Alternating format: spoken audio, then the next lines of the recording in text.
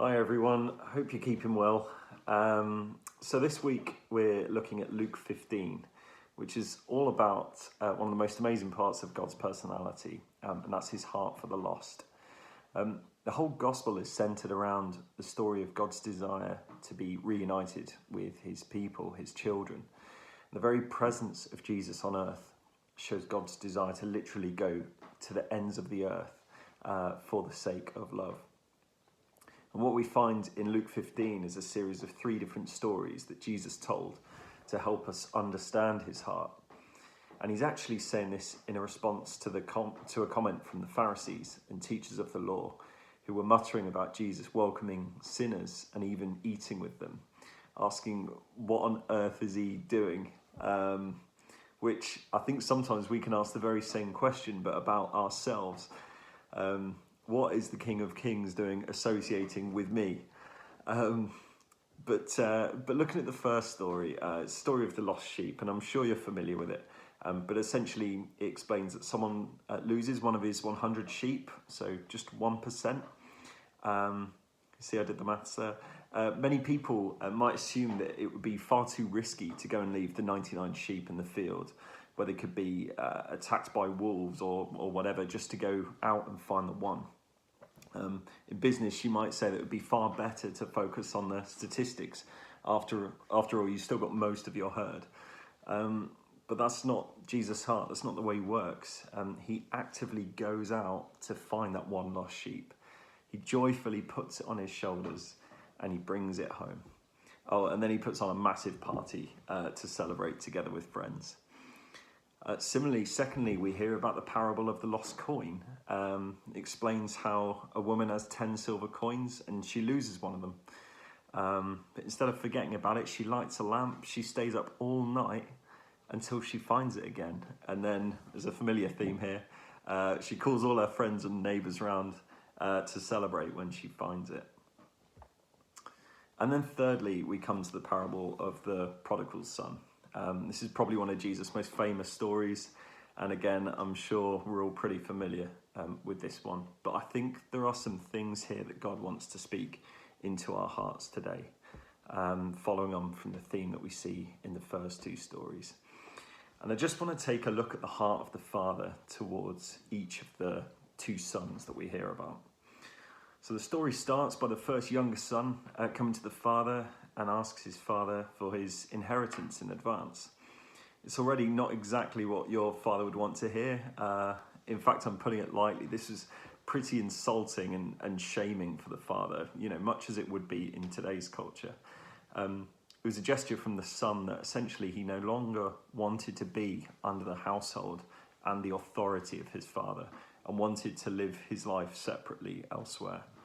It was the equivalent of him saying, I wish you weren't in my life.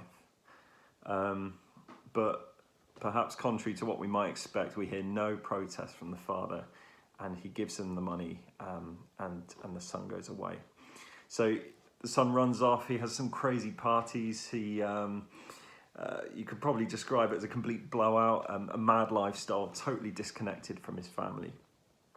But of course, it all comes crashing down.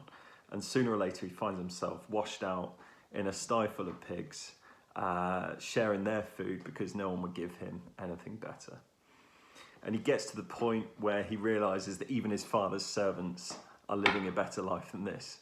So he decides to go home, beg to his father for a place, even as one of his servants.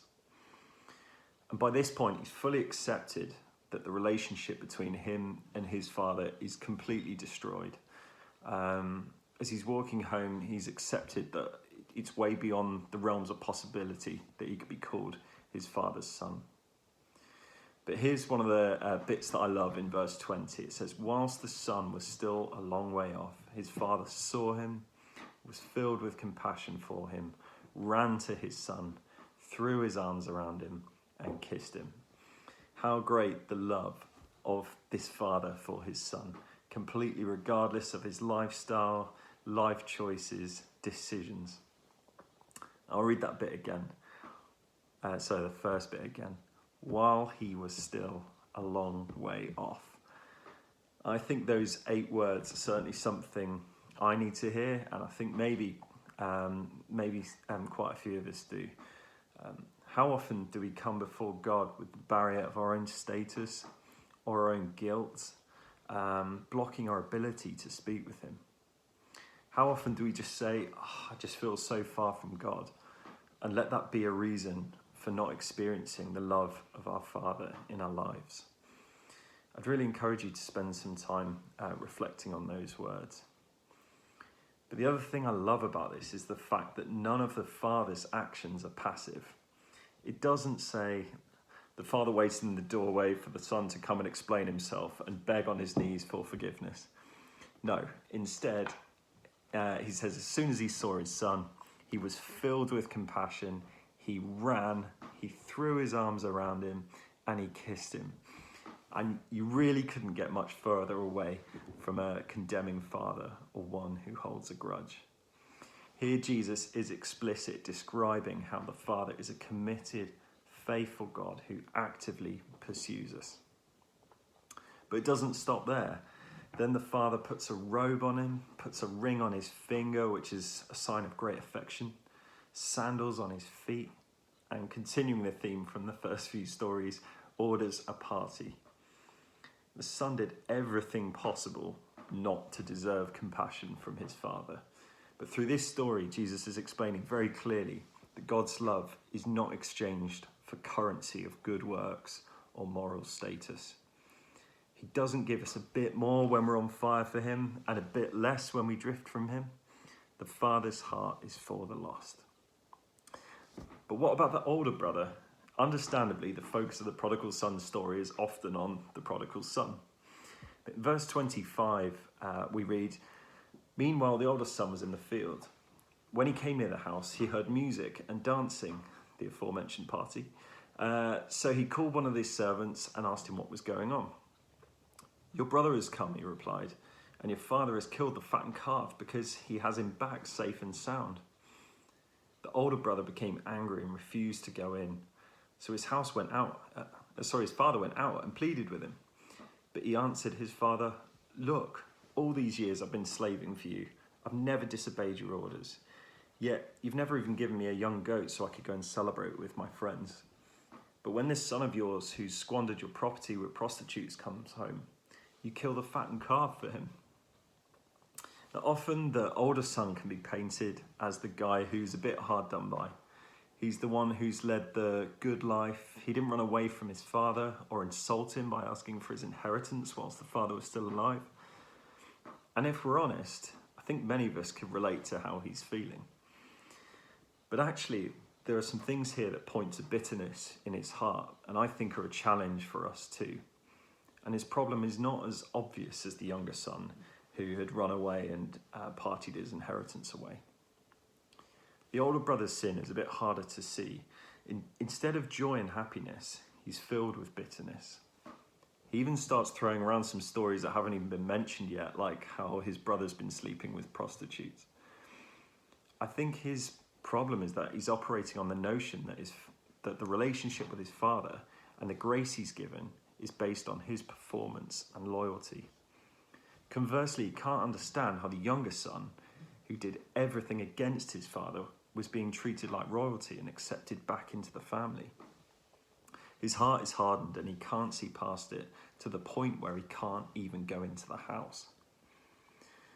Like we heard about in the story of the Good Samaritan a couple of weeks ago, are we so fixed on our own form of righteousness that we miss the point? Are we too concerned with being the morally right ones who never put a foot wrong that we miss the fact that we too, just like the younger brother, can only be called God's children because of his unending grace? When we look at both sons, the father didn't want either of them to be on the outside looking in. Whether it was the younger son working as a servant and looking in on the family, or the older son stood out in the field while the party was in full swing. In both cases, there is complete compassion, irrespective of their actions. So can we find ourselves so full of resentment or caught up in a place where we feel we're only validated by God when we meet the standard? Are we still out in the field while the party is going on inside? God calls us to judge ourselves by nothing other than his perfect grace. We don't actually know how the story ends. In fact, I think Jesus leaves the story on a cliffhanger to pose a challenge to the Pharisees who he was speaking to. But what does this tell us about God's heart for the lost? What's Jesus trying to get us to understand through all of this? Well, I think he's trying to get us to understand that he's the God who leaves the 99 and goes to find that one lost sheep.